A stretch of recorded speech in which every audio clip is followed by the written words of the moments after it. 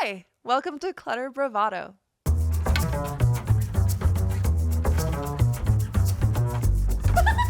Yes, and it's the energy.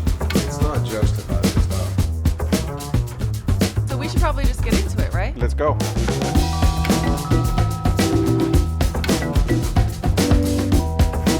Hello. Good morning. Good morning. How are you? Very well. It is a Monday morning. It's right after daylight savings time begins. That's why. Yes, that's why. That's what's going on. I am exhausted this morning. And waking up, 7:30 a.m. I've been trying to wake up earlier. That's the same as 6:30 a.m. That's too early for me. Well, look, even for me, it's somehow, I wake up early in the morning, but I don't know, that hour just takes a little toll on, for a couple of days. Yeah, we kind of, I need it. I need that time. I need that extra hour of sleep, but it's fine. It stays light longer. It's going to be light until after 7 p.m. until November. So What a that's joy. a good thing. I Yeah. love it. I love it. Anyway, so last week was really rad. We did a lot of fun stuff. Aspire put on their West Hollywood Design District Week, which was really fun. There were a lot of different events that were happening. We had the opportunity to make it to a few of them and some great panels with a bunch of our friends. I know. Yeah. That was fun. A lot of people that we've had on the show were speaking in panels over the week, which is really cool. And one we're going to have on the show next week, I believe, Peter Gursky. So That's right. We have Peter Gursky on. We're going to be interviewing him next week, and he's going to be talking about his new show because he's a set designer in Mid-Century Modern, which is the new show that is launching like this week or next. It's the end of the month. I think it's like the 28th. I'm really excited. We got to go to a taping of that, which is so fun, and 8 hours, but it's so fun nonetheless. We did work for the show for 8 hours in the crowd, clapping, laughing. And I think we did a good job of that. It made it really easy. It was fun. It was really well done, and I'm excited to talk to him about that part of, because it is part of design, and he's on top of that, he does project for clients too. So he's an interior designer, but he's a very talented set designer. So I'm excited to delve into that with him. And so he was on the panel. Cesar was on another panel, which was really interesting. That's right. You on went global, to that one. on global design, and so that was really fun. Yeah. And then there was the panel that I think changed everything for me, and I want to talk about that one specifically. So it was very much talking about how LA is rebuilding after the fires. And the LA wildfires in January were, something that the city has not seen, that amount of devastation, to lose entire neighborhoods and thousands of houses, and so many people being displaced, that there is this sort of call for designers and for architects to make a difference and to find something that can be a solution for a lot of different people. The panel, I have the names of it. I had to write it down. As 8 people on the panel, which is crazy. But it was moderated by Jennifer Quayle from Aspire magazine. There was Jamie Bush, Andre Herrera, Adam Hunter, who we've had on the show, Paul McLean, who I hope we have on the show, David Montalba, Jamie Rummerfield, Wei Wei, and Kelly Shandell. So all of them were coming from a completely different place, but all with the same intentions and the same heart of wanting to be able to recreate Los Angeles in a way that is conscious of the culture that the city already has, without trying to make something that's going to be fast and cheap and just something that, putting a house together without really letting it be intentional. Jamie Rummerfield especially. So our guests today are Jamie Rummerfield and Ron Woodson, who we've had on the show before. But they are talking about SIA and what Save Iconic Architecture is doing to help to maintain that culture through the rebuild of Los Angeles after the fires. And everyone that was on this panel had such incredible ideas and something to bring to the table. And I found that was so inspiring. And there was a lot of talk about the Case Study House project from the 1940s. And the houses that came out of that are now legendary pieces of Los Angeles culture. A real ingrained part of our heritage. And it's not just in Los Angeles, but throughout California and also Arizona as well. So I did some research on the case study project, and there are so many parallels. So the case study project was started by Arts and Architecture magazine in 1945, and they put out an announcement saying that they were starting this project, that they had gotten so far 8 architects to put together a team of people that were going to use reasonable materials, designs for the purpose of it being recreated.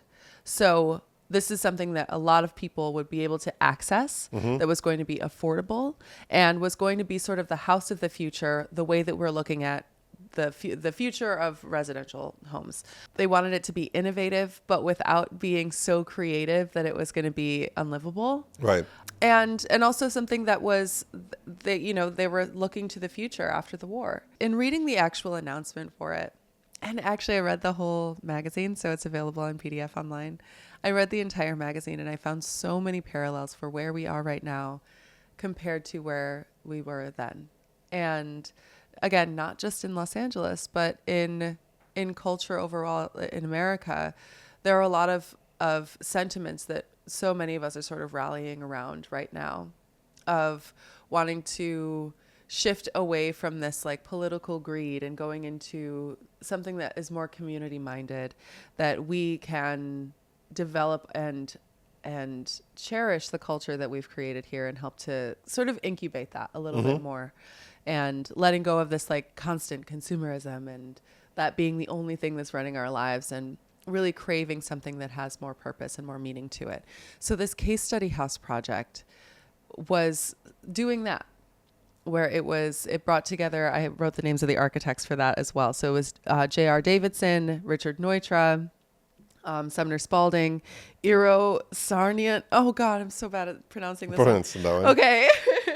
Eero Saarinen, Charles Eames, William Wilson, Worcester, and Ralph Rapson. I know I mispronounced those. Anyway, I'm learning. So they got those architects together to put together designs, and there were other architects that were pulled in as well as a part of the case study project. And there were a total of 35 designs that were made. 25 homes were created, and it never ended up being what they intended it to be, which was this like affordable reproduction, like these houses that you could reproduce, and that would be like sort of the future of what architecture would look like. It didn't turn into that. But we do have these houses, which were examples of people having that intention in building. The SIA is sort of working along those same lines to try to put together an idea of something that could be recreated, but also really taking a deep dive into studying what we consider to be Los Angeles culture here. And so that's what Jaime and Ron are going to be talking about on our episode today. But something that I want to talk about, that you and I have talked about quite a bit, is that on this panel, there were so many different ideas that were so close to each other. They had different facets of this same idea. And looking into like that initial issue of Arts and Architecture from February 1945, and looking at it, I'm like, why don't we do something exactly like that? Having a contest and getting other people who are in the industry to sort of judge and pick something that is really going to be effective, including the residents that are looking to rebuild. And obviously, if there's a resident that's like, I want to work with this architect and this designer to rebuild my house, absolutely go do it. But there are so many people that really are just looking for a solution, and wanting to find something so that they can get back into their home. And something that was brought up on the panel is that a lot of the residents lived in these neighborhoods because of the culture, because of the architecture, the community that was already there. And I think working as a community is something that would be more effective. It is. I think that's going to be the challenge, because, as you said, I think that the project even though it created some iconic houses and some, revolutionary use of materials, did not have a lasting effect. True.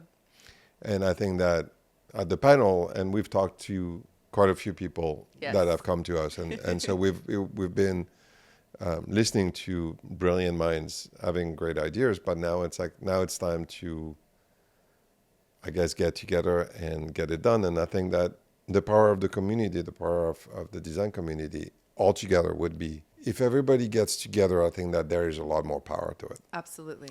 Now, the question is how to get that, how to achieve that. Yeah. And that's kind of what. And whether that's something people want to. Right. And I'm going to say something controversial, and with all the love and respect in the world. But I feel that the need that Los Angeles has for great architecture and great architects to come together to set aside their own financial gain from the situation, and instead let this be something that the community is doing, that the design community is doing for the people who need it. There is so much value in that. And the ego of wanting to be the name behind it, wanting to have come up with the idea, is going to kill that. No, yes. I feel like there's a good chance of it. The fighting of trying to be like, I'm the one who came up with this brilliant idea, is going to keep brilliant ideas from coming forward. Well, I think that having a group of people that all work together and everyone being willing to share that this group is the one that did it, I feel like there's so much more that can come out of that. We need more ideas and people to work together. If you just have one person that's like, yes, it was me. I was the one who decided to do this, and I worked with these people and I came up with this. Like, okay, cool for you. But there are a lot of other people that could add to that idea. And the panel that we were present for, there were so many brilliant ideas together that if you were to like sort of meld them, some incredible results could come from that. What came up with at the panel is, when we talk about great architecture and all that stuff, we are also talking for people who can't really afford to buy to rebuild, which is a big issue, and then or are going to be taken advantage of because they don't have the knowledge. They don't have the power of being unified and a big voice. So that's what we need to try to do. I think that, look, I've been part of association that I have pulled my hair out because it is challenging. There are egos, there are needs. Yes. There is also a need for this is non-financial. I mean, there are many projects where most of those designers and architects, they would not take it on their own. So it's like we have to find the incentive for them to want to do it. And the interest, and maybe it's intellectual, maybe it's it's marketing, maybe it's just charitable, or we'll find something, and we'll see. We're going to take it one day at a time, one meeting at a time. We're going to try to get those brilliant minds to see if there is something. Yeah. And I believe that there is. I mean, I think it's a little utopian, but I think it'd be really cool to experience. I'm a little bit I'm a believer in utopia. Exactly, me too. I believe that it's possible. You get enough creative people together that have incredible ideas, and you set aside the ego. I think that it's totally possible. Well, I think the unwillingness to set aside ego is something that we got to look out for. But also, I mean, there is such thing as success for everyone, and everyone can find a solution. It can all be different. Maybe we don't need to create a community here, but God, wouldn't it be cool if we did? It'd be fun. I think it'd be really fun. And let's face it, sadly, what happened in LA will happen in other places. Absolutely. And it might happen in other places in LA. It might happen to places we had issues in the Carolinas. We have issues in the South. Exactly. So trying to come up with a template of what does a rebuild look like, so that people are not left on their own, and there's a cohesive and smart way to rebuild a neighborhood or to rebuild an area would be nice. And I think that we are, as designers and architects, we're probably one of the most knowledgeable group, other than a city, to take care of real infrastructure, streets or electrical. But as far as homes and the way a community flows, we're it. So yeah. Yeah. Well, we should probably get to our interview that we did in Palm Springs at Villa Golightly. You got it. Yes, finally got it. But with Ron Woodson and Jaime Rummerfield, it was an incredible conversation that we had.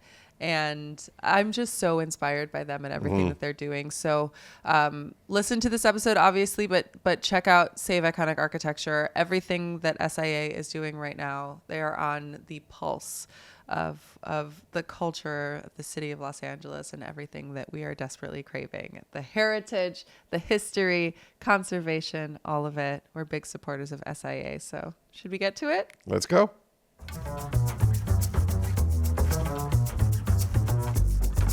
Welcome to Clutter Bravado. We are here with Ron Woodson and Jaime Rummerfield in the Golightly Villa in Palm Springs. Yeah. Hi. Hi. First, both of you are stunning right now. Oh, thank you. you. Absolutely gorgeous. It's that desert light, I think. Palm Springs. And this is a beautiful place to be filming too. It's a gorgeous house, and you have a very big party that's happening here later today. So Yes. I'm really excited for that. So as we've talked about before, you two are the founders of SIA, Save Iconic Architecture. And there's a lot that you are doing right now, specifically with the state of Los Angeles. You work in the city of Los Angeles and with historical buildings there. And you've been keeping us up to date on all of the, like the state of the houses with the tragedies that's happened with the fires. And so I want you to tell me first about what that experience has been like, taking inventory of where Los Angeles sits with its historic architecture. Yeah, I mean, just the wildfires of Palisades and Altadena have been so traumatizing for our community. And that includes our architectural landmarks and iconic residences that were swept up in this fire as well. And during the first couple days, we got so many people reaching out, like, is this house okay? Is this resident, like, you know, historic houses are almost like friends to people, and they really were worried, knowing that these were the regions of some very famous houses, some very beloved houses, like the Will Roger home, which was like a California ranch style. The Bridges house, which is, if you know Sunset Boulevard, it suspends over Sunset Boulevard, and sadly that was gone. I mean, we're talking about iconic structures that disappeared, and so quickly, and so all we did was try to post that and share with our community the status of these landmarks. And were some good news and some bad news, and sadly. And at the same time, you have to realize that historic neighborhoods have been taken out. Exactly. I mean, not just iconic architecture. I mean, historic neighborhoods that people have lived in for many, many years. And, you know, that's a big part of what we want to take part in, is helping across the board, is helping to bring back those iconic structures that have been lost, but also in those historic neighborhoods, trying to bring back those neighborhoods to make them look like they did prior, and not just sort of hodgepodge. Because, you know, there have been areas in California, like the Oakland Hills fires. There were some beautiful houses there, but when they rebuilt, they weren't so. A lot of them weren't so good after. So that's always the worry, and so we want to try to spearhead before that happens. Yes, and you know, technically there's a big rush, like build, rebuild, rebuild. But it's like, hold on a second, because rebuild what? You know, what are we talking about here? Because if it's this, you know, these tract homes, cheap boxes, soulless, you know, buildings that don't represent California, it's like, this is an opportunity to take a look at our historic references, make sure that those are represented moving forward, because that is what is so good about California living. And so you have Altadena, which is historically an amazing African-American community that over 100 years of families and, you know, decades of houses that have been passed on from generation to generation. And these were turn-of-the-century homes, whether they're French, Tudor to Spanish Revival. I feel like Altadena is LA's best. It was LA's best kept secret because it was untouched. And that is so rare in LA, and we need to champion that. We lost the McNally House. We lost, the Wharton School, like these wonderful examples of early Americana in California. And that's a myriad of cultures and represented there. And so that needs to be carried forward. And then you have the case study program, which was born in the Pacific Palisades through Arts and Architecture magazine. And that was John Intenza, who ran the magazine. He came up with a program called the Case Study Program. And it was directed towards the vision of LA and new ideas with innovative materials. And it's the same spirit to do that. Why not do it again? Yeah. And with resilient materials, sustainable materials, fireproof, as well as high design. That's the key. That's the key. Yeah. And so we're in talks with a big coalition and working on a new case study program. And it's really exciting. And it's still kind of under wraps, but it's going to be big and really a defining moment for LA architecture. Something that's really valuable about that too is, as far as I understand, the case study program was not for the super rich, like for the people that like had tons and tons of resources to sort of go with. It was for people who just wanted a house, and allowing architects to create really sustainable and livable homes. Right. And especially in the Altadena neighborhoods, when you have someone who's inherited a house from their parents who inherited the house, then they don't have the same kind of resources to rebuild in the same kind of style. And so is the program that you're sort of developing and the things that you're looking forward to now, is that conducive for people that don't have abundant resources? Because you can still do that. This has been the problem in Los Angeles, is these overzealous developers come in and they buy the land. It's cheap to put a big box up. They put them in, one and done, and they move on to the next. Now there's an opportunity to bring a neighborhood back with some thought. With some thought. And some culture and heritage for the neighborhood. And so bringing that's those neighborhoods back. Same with Pacific Palisades. It can be done. And, sadly, one of our best friends who is looking back at us from heaven, Tim Campbell. This would have been... right up his... This would have been his mission. This would have been his mission. And he was the perfect person to do that. So in his honor, in a way, his way of thinking was, how do you carry architecture at a very heightened level from a historic building and complementing it into the future? So it's not about just reiterating what is the past, but bringing it forward and in a very high architecture way. And he was so good at that. Yeah, and also making something that would be protected so that if something like this ever, God forbid, happens again, then it's less likely to be a full total loss with everything. Absolutely. And this goes back to what Jaime was saying. This is where it's going to take some thought.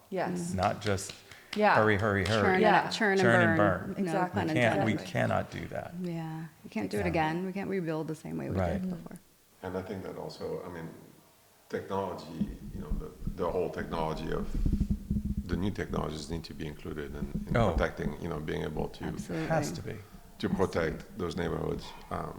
And as it looks like, there are so many places too where in LA that are in high danger, high risk, and that needs to be applied to all those neighborhoods too, because it's bound to happen again and again.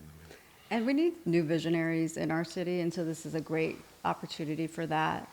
And even though, yes, not all people can afford a very fancy architect or the most prevalent top architect in our city, but being inspired by them is kind of the first step. And so having the guidelines and the way we're looking at the case study would be, you have these top prominent architects develop a source of reference that can be implemented. And that's a case that was, again, in the spirit of a case study.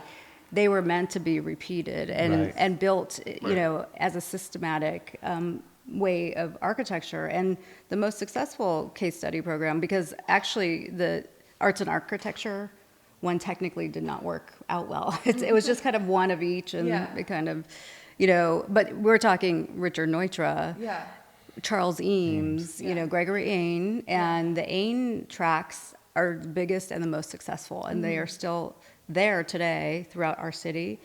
And there was a tract of about 35 in Altadena that did burn down, and there's 4 remaining. Wow. And we're filming those. We're looking at, we're interviewing a lot of the homeowners, and that's what's interesting. It's actually just the personal stories that come out of this, and these people who have such a love for architecture, and it's nice to see that bring a community together. I feel that this is a really incredible opportunity for Los Angeles to create something that will stand the test of time and that can create this new history. So now we're looking back at, there was this horrible devastation from this wildfire, and because of that, these beautiful things were then created that we can then honor as a sort of new history that we have. Yeah. And throughout the case study homes and a lot of the history that I've studied through you and like the tours that we've, that I've taken and everything, every point in time has had a little something different. It's had a different story to tell. And the architecture that came out of it really reflects that. And what do you think, if you were to sort of pin down a kind of style or something that would stand out for this era, what would that be? Well, the interesting thing is we need to go even further back. This is the reason so many people love Los Angeles architecture, because there is this huge mix of styles and periods, and you had all of these master architects who came here, Frank Lloyd Wright, Richard Neutra, John Elgin Wolfe. Those were all very different styles of architecture, all next door to one another. There is nowhere else in the country, and I would venture the world, that you had all of these fantastic architects whose work was all in one area. And so I think we have to look back and take them one step at a time. And like Altadena, those were, again, Spanish style, and some arts and crafts. And so really we have to look at it from that standpoint. It's like doing this history lesson to go back to and go forward with. So it's not going to be just one particular, this is where the thought process is going to really and you have take options, shape. you do have options. You do have options. It doesn't have to be just a box or and it could be the home for tomorrow that we've never seen before, which I find an interesting and exciting time as well. Exactly. I love that. So if someone is listening to this and they're curious about how they can help or how they can support, what would you recommend? I would start, we, on Instagram, we are Save Iconic Architecture, and we always are posting about kind of the next steps, because this is just, it's so recent. There's so many, we're building a coalition of the top architects, just the top talents in LA. And so putting together that type of initiative is where we need support at Save Iconic Architecture. And our website is siaprojects.org. But it's really about bringing a community together. I'm even working with a coalition. It's a small group of conservators who, in Altadena, when you look at the burn scar of what's left, it's just chimneys, right? That's nothing else, and it's amazing that's the last thing standing. And so when you think of decorative arts, like what's on a chimney? It's tile. And there's the biggest cataloging of batch-elder tiles that this one group is doing to get the tiles, save them before they go away into demolition, because demolition is rolling out like a steamroller right now. And so you would think, oh, is there a lot of architectural salvage? And it's really no, but the chimneys and the fireplaces are actually so exquisite coming out of these homes. And they're still, And they tell it's a the only story. shining gem of a treasure that is sitting there. And, you know, they're working rapidly to actually with the homeowner, trying to contact like who lived here and addresses. Like it's a very valiant effort, just even saving these little treasures, you know. So it's called Save the Tiles, you know. So there's a lot of little groups too that we support, and it all filters through the eye of architecture and saving architecture and carrying, you know, our past forward. What would you say to someone who wants to use this as an opportunity to profit, focusing on this as a business venture? If there was something that you could sit down and say to someone who was looking to take advantage of this situation, what would that be? We would just, What? I don't Go ahead, know. Zoe. Sorry. I mean, it's a big topic for us because this is why we started Save Iconic Exactly. Right. Architecture. Yeah. Is there's rapid development and destruction of our city that is very careless about what its vernacular visually looks like, and respecting our heritage and history, architecturally speaking, is disregarded, and so it's a big upset already. So imagine this just compounded The scale. by Right. 100 to the scale. And so, you know, the amazing thing about LA is known for kind of tearing itself down, but building it back up. So there will be that. And so I guess we accept that there's all kinds of people wanting to make it a business venture, but also want to help. There's always, I feel, more good people in the world than bad. Yeah. Yes. But We wanna yes, hope. you know, Yes, we let's hope. take a moment and stop, you know, maybe that hamster wheel. To the people who are trying to capitalize on this, this is not the time for that. No. There are people hurting. There are communities that need lot of help people. to be put together. Right. And the shape of our future visually needs the right people to do Yeah. that right Yeah. now. So like step aside and just let our, you know, the masters who do architecture on a visionary level, they're here to do it. They have appeared, and it's amazing to watch. So just maybe make some room for that and not barrel over everybody, because, you know, you can see those efforts, the land grabbing, Right. people trying to do big tracts of development. It's like, hold on, like, let's talk. Talk with us. Yeah. Because we need to bring our visionaries of art and architecture together with the builders who can, you know, afford it and have the means to actually make something beautiful happen. Yeah. It's an opportunity. Yeah, yeah. It's an opportunity to honor the culture of Los Angeles, Right. Yeah. its history, its It aesthetic, is. Like, and- do the right thing. Yeah. Right. LA deserves and really it. trying to also, a lot of people in the Palisades as well as Altadena, really trying to stress to them to try to hold on to the land, Yes. Yes. because that sell. developers are, you know, You'll they're make more like money vultures. if you rebuild and then They're sell. circling. Yeah. And Hang hold on. Yeah. just if you can. Yeah. Is there any new technology that you've been made aware of now, you know, talking to all those people that you think will be used in the rebuild? I think There's- so. yeah. Yeah.